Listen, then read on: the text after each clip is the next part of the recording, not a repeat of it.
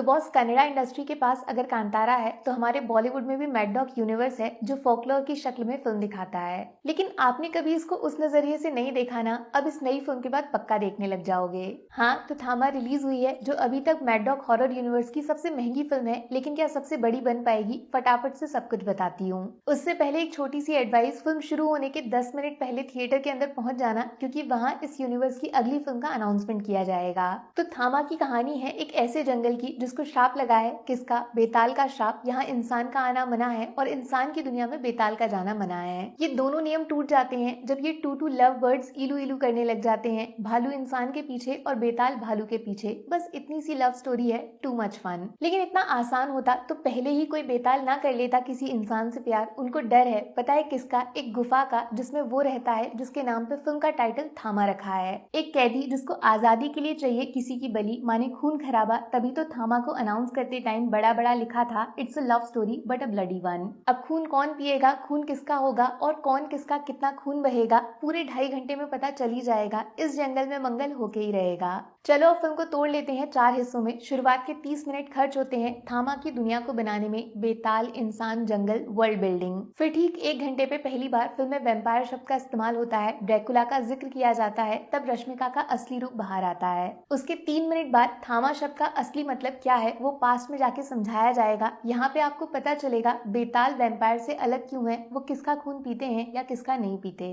और यहीं पे फिल्म का फर्स्ट कैमियो आता है, जिनके बारे में खुल के बात कर सकते हैं क्योंकि ये ट्रेलर में मौजूद थे। हमारे प्रहलाद चा और फैजल मलिक, बहुत अलग सा रोल है इनका। ये वो नहीं है जो आप सोच रहे हो, कॉमेडी के साथ एक बड़ा ट्विस्ट लेकर आएंगे। फिर आता है इंटरवल पॉइंट। उससे ठीक थोड़ा पहले फिल्म का बेस्ट सॉन्ग रहे ना रहे हम तो बजता ही है, लेकिन स्क्रीन पे फिल्म का सबसे शॉकिंग सीन दिखाया जाता है। मोस्ट अनएक्सपेक्टेड ट्विस्ट छुपा है यहाँ, जैसा अभी तक हॉरर यूनिवर्स की किसी भी फिल्म में नहीं हुआ। आप मान लो ये लव स्टोरी ने कुदरत का सबसे बड़ा कानून तोड़ दिया। और ठीक इंटरवल के बाद आता है एक प्रिडिक्टेबल सरप्राइज कैमियो नंबर 2, जहां से थामा मैड डॉग यूनिवर्स की बाकी मूवीज के साथ जुड़ने लग जाती है। मुंजिया वाले हैंड ऑफ गॉड ये भी ट्रेलर में मौजूद थे, लेकिन क्यों थे वो सुन के आपके होश आसमान तक उड़ जाएंगे। एक किताब जिसके सामने वो पढ़ी जाती है, वो है कैमियो नंबर 3। यहाँ से आपको थामा में वो सब कुछ मिलेगा जो आप अनाउंसमेंट के टाइम से फिल्म में एक्सपेक्ट कर रहे थे। एक प्रॉपर यूनिवर्स कैसे बनता है थामा पूरे बॉलीवुड को सिखाएगी। लेकिन फिल्म को नेक्स्ट लेवल पे ले जाता है ठीक 2 घंटे पे आने वाला कैमियो नंबर 4, जो एक नहीं 10 कैमियोज के बराबर असरदार होगा।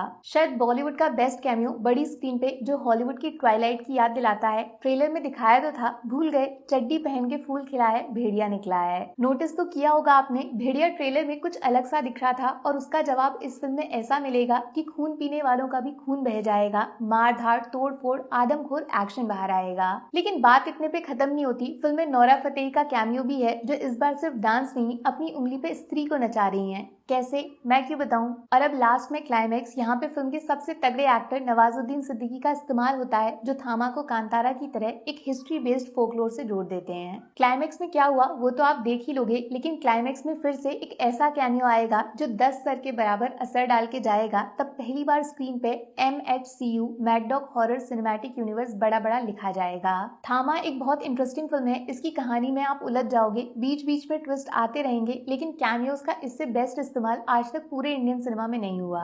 आयुष्मान फनी है, एक मुश्किल रोल इजी कर दिया। लगेगा नहीं पूरे 2 साल बीत गए इनकी लास्ट फिल्म देखे हुए, ऐसा लगेगा इस फिल्म में आप 2 अलग अलग आयुष्मान देख रहे हो। रश्मिका तो आलू हो गई हैं, कहीं भी फिट हो जाती हैं। उनका रोल सबसे मस्त है, इंसान को बेताल से जोड़ा है, सुंदर है लेकिन सुशील बिल्कुल नहीं, दांत देखोगे डर जाओगे। लेकिन इस फिल्म में कुछ तो मिसिंग है। पता है ऐसा क्यों लगेगा? क्योंकि दोनों बेस्ट एक्टर्स नवाज और परेश रावल, इनका स्क्रीन टाइम काफी कम है। जो कर सकते थे वो करने नहीं दिया। बाकी आइटम सॉन्ग्स टोटल 3 है, 2 फिल्म के बीच में और तीसरा एंडिंग के बाद आएगा। कॉमेडी में डबल मीनिंग कहीं कहीं पे, लेकिन इतना नहीं कि घर वालों से फ्लाइंग चप्पल पड़ जाए। थामा को 5 में से 4 स्टार्स मिलेंगे दोस्त। पहला बड़ा बड़ा कैमियोज, मजा ही मजा आ गया।